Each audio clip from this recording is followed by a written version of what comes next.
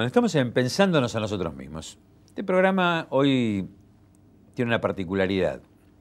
Tenemos dos invitados, el doctor Brasesco, Carlos Brasesco, un viejo amigo, conocido de muchos años, pero que además es asesor y apoderado de UPAC. Me lo anoté porque es Unión del Personal Auxiliar de Casas Particulares, del personal doméstico, como se dice vulgarmente. Y también estamos con Alejandro Enrique, que Alejandro es secretario de Extensión universitaria de la Facultad de Ciencias Sociales de la UBA.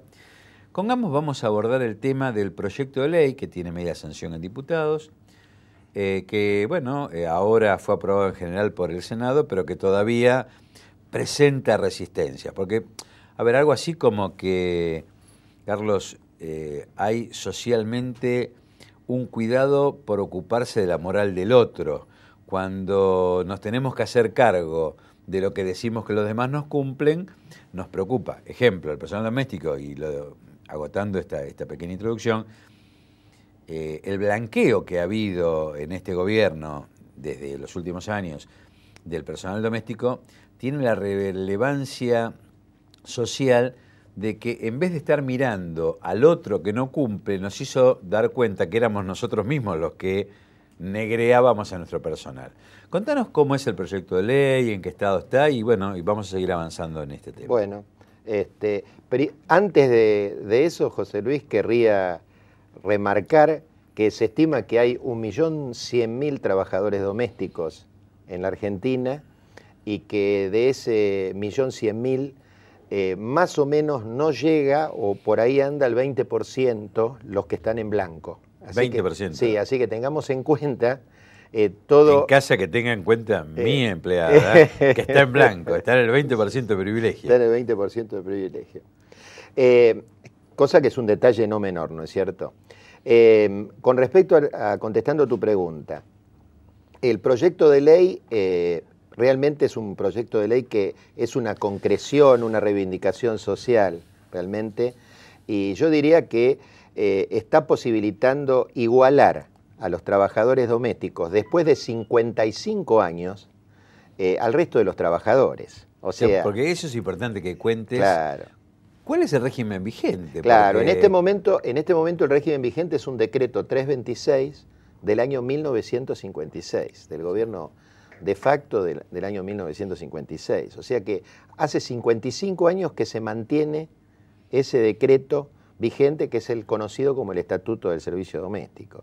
Ese estatuto, si bien da derechos concretamente para los trabajadores, se los da a medias.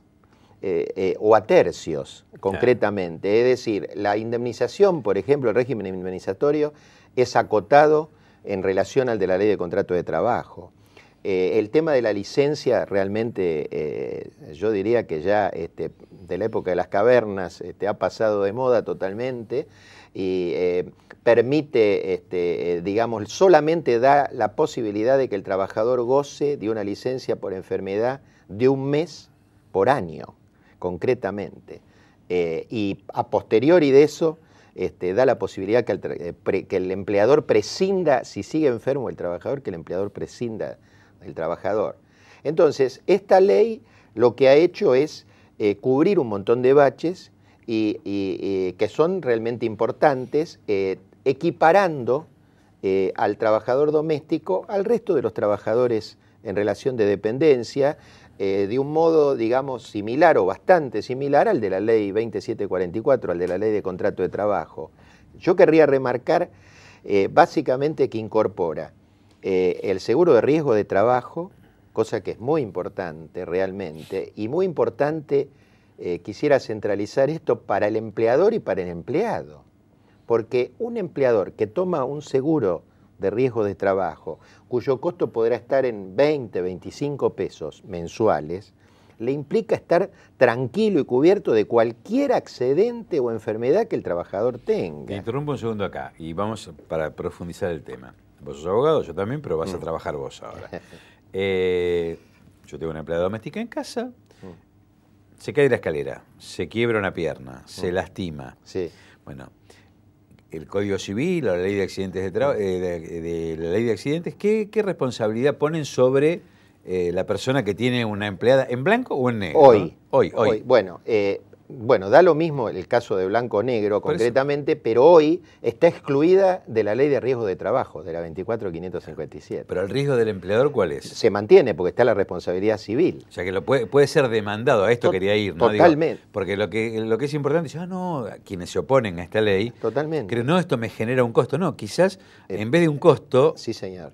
Le abarata un posible costo, sí, señor, porque una demanda por un accidente de trabajo es de un quantum importante según el accidente que pueda haber habido. Totalmente, y le cubre cualquier hipótesis, que es muy importante realmente. O sea, que yo creo que en un tema, como dije hace un rato, de costo-beneficio, realmente hay que mensurarlo y evaluarlo desde ese punto de vista, ¿no es cierto? Y además una cosa que me parece dicho para nuestro público, esto llega a los vecinos de San Isidro, pero por internet llega al ciberespacio, o sea, nos ve mucha gente, gracias a Dios.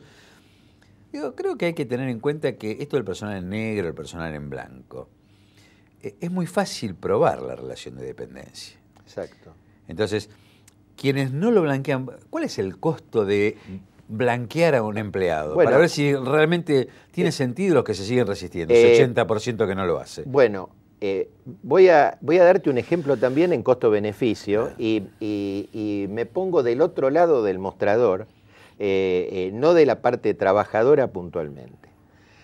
Un empleador que con motivo real, un empleador que tiene una empleada en negro, que con un motivo valedero, que sería una causal de distracto, de despido directamente, quiere despedir a su empleada por una causal real. La tiene en negro y no la puede despedir como la despediría sin tener que pagar nada, concretamente, salvo la liquidación final, obviamente, pero sin pagar ningún peso de indemnización. Eso es si la tuviera en blanco. La tiene en negro y ahí entra en una situación totalmente irreal y que tiene que prefabricar, concretamente. Tiene que demostrar, y digo para abundar un poco en esto, tiene que demostrar y lidiar en realidad con otros actores, porque hay un incumplimiento previo, que es el no haber hecho los aportes, el Estado tiene acreencias que reclamar, multas que reclamar, ahí está. Con lo cual se le viene en contra la realidad. Totalmente, o sea, él teniendo una razón valedera para decir, tengo una causal para despedir o para prescindir. Una falta grave del empleado. Exactamente, una falta grave del empleado, pero a su vez está también en falta grave, como vos bien lo dijiste, el empleador. Y realmente ahí se le revierte la situación. O sea, de cazador sale cazado.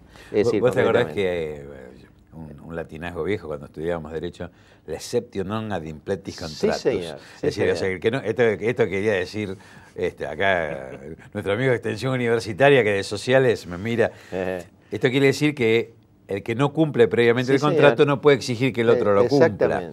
Exactamente. Bueno, y además con el agravante que vía AFIP, si uno debe los aportes regulares, los tiene que hacer retroactivos a cuando se inició realmente la relación laboral, más las multas. Sí, señor, más las multas. Más las multas. Y, o sea, lo cual genera un monto importante y una cuantificación importante cuyo responsable es el empleador, específicamente. Entonces, yo creo que por eso vuelvo al latiguillo del costo-beneficio, ¿no? Es como cruzar un semáforo en rojo en la casa todos los días, esperando que no le hagan la boleta. Claro, cruzando los dedos de que no pase nada específicamente. José Luis, te quería agregar con respecto a la ley, no lo quería dejar pasar por alto, del régimen de licencias. El más importante que incorpora el proyecto es el de licencia por maternidad. Realmente creo que es lo mínimo y lógico que se dé esa circunstancia, pero además incorpora licencias especiales que no tiene el régimen actual. Por ejemplo, la licencia por fallecimiento de un familiar directo, consecuentemente, y otro tipo de licencias, por ejemplo, alguna licencia por examen, que creo que es lo lógico y razonable que en los años que vivimos se dé y se concrete, ¿no es cierto? Pues es que, y ahora en el próximo bloque vamos con Alejandro Enrique a hablar del rol de la universidad, que me parece sustantivo y me alegra mucho que la universidad se ocupe y se preocupe por estos problemas. Debemos recordar que una ley ejemplar fue la ley de contrato de trabajo en su momento, y uno de los primeros desaparecidos y asesinado a golpes en la cabeza en Mar del Plata fue el autor intelectual de la ley, que fue Centeno. Sí, exactamente. Esa ley, que todavía quedó, a pesar de los parches, como una ley más o menos buena, a esa ley se le quitaron enorme cantidad de derechos que estaban previstos en el año 74 a favor de los trabajadores. Porque hay un arriba y un abajo. Hay quien necesita sentirse superior al otro y someter al inferior. Entonces no le quiere conceder derechos y le van, como vos bien decías, en contra de uno mismo. Y cerrando el bloque, digo, me parece, se emparentan realidades de trabajadores, ¿no? Nosotros trabajamos en un estudio que Comarca Sí transmite en San Isidro, pero nos presta el estudio el Sindicato de Encargados de Edificios. Y yo te lo decía cuando tomamos un café, bueno, así como se habla del portero, se habla de la empleada doméstica, ¿no? Sí. Es decir, hay un parentesco ahí. Pero esto también tiene que ver porque el portero era el portero de las casas de rentas. Sí, es decir, un propietario que tenía varios edificios y tenía un portero que controlaba la entrada de la puerta. Después esto cambia con la propiedad horizontal y el rol también cambia. Y el personal doméstico tiene su antecedente en la criada. Sí. Traigo una criada al interior, yo la crío, le doy de comer y me hace todo en la casa y no tiene ningún derecho. Bueno, digo, estamos a inicios del tercer milenio. Parece que era hora y es hora de que nos ocupemos de todos los débiles y que no creamos que los que tenemos derechos somos nosotros, sino los demás. Me preocupa que escuché por ahí, ahora lo vamos a ir hablando con Alejandro, que algún sector del Colegio de Abogados de la capital parece que tampoco está muy de acuerdo con algo que no resiste el menor análisis, ¿no? Te soy sincero, José Luis, leí las observaciones, tuve oportunidad de leer las observaciones que hizo el Instituto de Derecho del Trabajo del Colegio de Abogados, que hizo suyo después el colegio y lo elevó o lo giró al Senado, y realmente me llama un poco la atención, ¿no? Porque desde el punto de vista de derecho laboral, no tener en cuenta un principio tuitivo, no tener en cuenta de tratar el principio protectorio, no tener en cuenta elementos o institutos del derecho del trabajo realmente que hoy en día aparecen como mínimamente razonables y lógicos, realmente me llama mucho la atención. Realmente, es una posición realmente, y asumo lo que digo, una posición patronalista. Realmente patronalista. Diría Cavallo, quizás están fomentando la industria del juicio. No sé. Pero no es esa la el Colegio de Abogados. Exactamente. El Colegio de Abogados. Muy alejado el gremio de eso realmente. Sí, no están viendo la realidad de los derechos, porque digo, constitucionalmente está todo...